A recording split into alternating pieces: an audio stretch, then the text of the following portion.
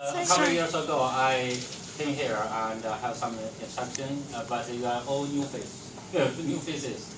I didn't see you. So I like to spend my time to tell you something about the Chinese calligraphy. You know, as a professional calligrapher, I don't suggest you to be. It's very tired and very need a patient, very weary things. So I like you to have some spare time to make you relax and use how to use the brush pen. The main reason of the Chinese calligraphy to be the artist art, the main reason is the brush is soft. You know, all the nations in the world they all use give up the brush, soft brush about 4,000 years ago. Only the Chinese they use that generation by generation. So it's become the art and can indicate their character, their emotion, everything they have. They can indicate on the calligraphy artwork. So you just learn to how to admire them and how to appreciate them and how to explain to others and how to make yourself very meditation, yeah, and relax yourself. It's a very good way. Another is you know, calligraphy is not one day, you know, like the Rome city not built in a day. You have to exercise at least 1 day, 1 hour. That's better. Insist to your whole life. You know what I mean? So I think that's a suggestion. You could not you can give up anytime. So I'm going to introduce something about calligraphy.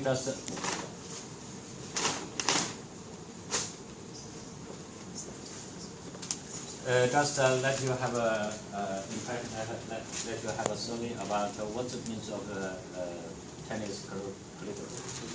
Chinese calligraphy need ink, special brush, special paper, and a special inkstone or ink pot. That we call that 4 chambers in the study room or the studio. I'll show you something about the Chinese calligraphy. They have a lot of styles. We call that seals, something like seals, calligraphical style, inscription, standard or regular style, and running. At least we divided. And some of them are mixed. For example, the inscription mixed with running, or the regular mixed with the running. So it's become a lot of different styles. I'm going to show you something about how to write it. The most important in the Chinese calligraphy is the roll of brush. No roll of brush, you could not say you are the artist of calligraphy. When you have the brush in your hand, the professional they can find it immediately if you are professional or not. So the rules of brush, I'm going to show you. For example, this is a brush. Have your brush, please have your brush in your hand. Not left hand. Not left hand, not only the right hand. Because a lot of things just follow the right hand, the rules of brush. Nobody create a left hand. But someone they hurt or injured their right, so they have to use the left. That's it. And very special styles. There is not. It's only 1 or 2. It's not usual. So we use the brush like this. We have a thumb and finger, like this, and the second just here. Sorry, here, like this. These two fingers, this thumb, and this one, both one, just to support at the back, and the smallest one just together with the fourth one, just like this, and you just make your palm just like this, like have an egg in your palm, just like this. This common method. Someone they use like calligraphy style. They use only 3 fingers like this, like you use the pencil. That's accept only when you write calligraphy style. You know a lot. Maybe someone know the famous calligrapher Song Dynasty, Su Dongpo. He used 3 fingers, and as well as his apprentice Huang Tengjian. He wrote the inscription like this, 3 fingers. We call that 3 fingers method, but it's not common. Only a lot, almost Chinese calligraphy, they accept the method 4 fingers, like this. What I said, just remember, have an egg in your palm, like this. When you become the master of calligraphy, you can do anything. You can use any method to have a stick of the brush. But now, as a beginner, that's better just follow this method, or follow me. Okay, I'm going to write something. Once you like to learn something about the Chinese calligraphy or Chinese culture, Chinese ink painting, it's better for the foreigners. I hope you spend some time to study something about Chinese.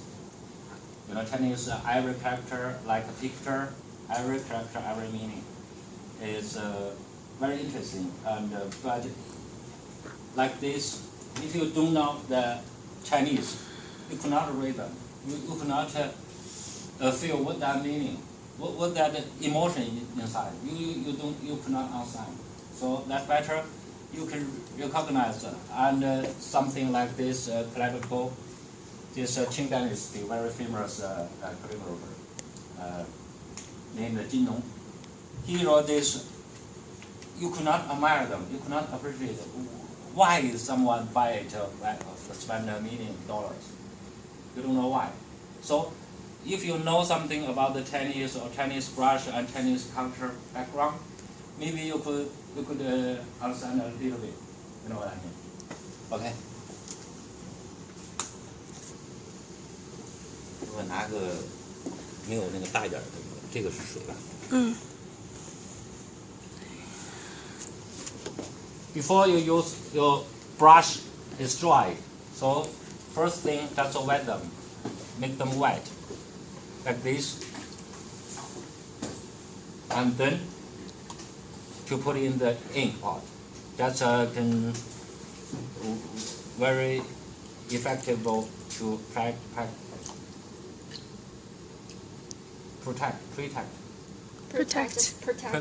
the brushes, the hair. You know, once you use very dry, it will break the hair, or you cannot use it a long time. So, protect.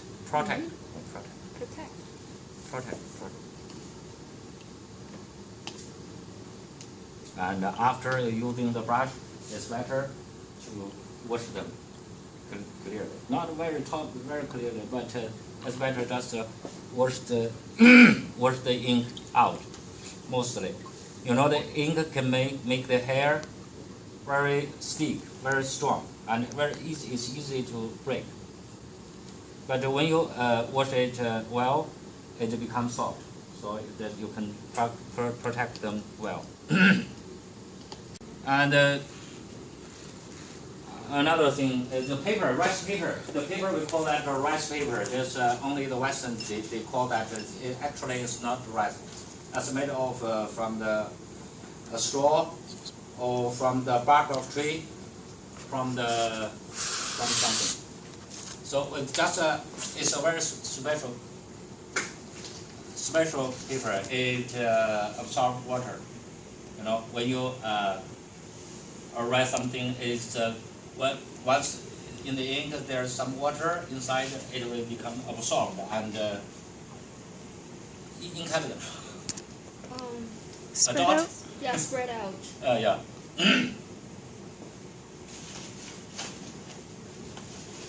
And I introduced the brush. And this is ink stone. It's made of stone. First, only the stone. It's very heavy and very smoothly. And we use this one. We call that ink stick. Just the ink to make them become solid.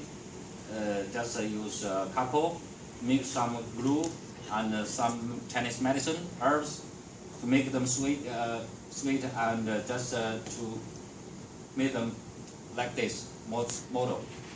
And then when you use that, put some water here and grind it. You know, but now they have no time. Nobody has the patience to do that. It needs a long time to make it come down. So they use the ink. The ink they made mainly produced from China. So the Chinese they do everything not cautiously, not careful. So very rough.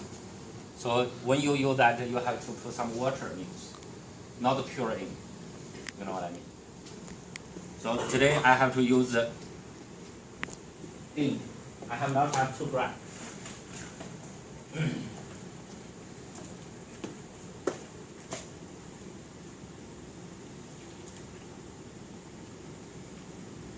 And the ink stone, one way to grind the ink, and one way just for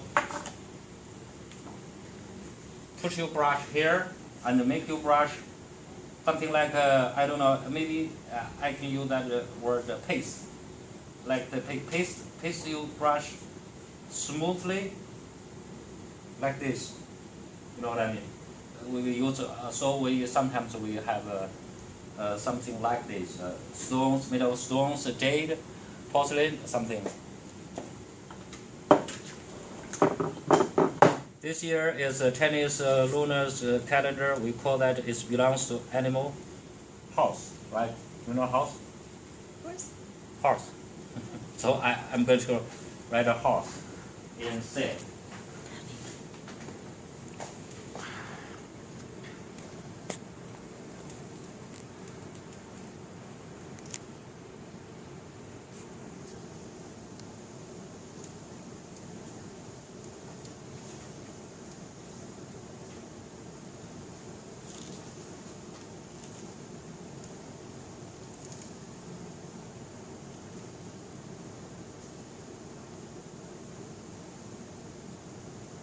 This horse-like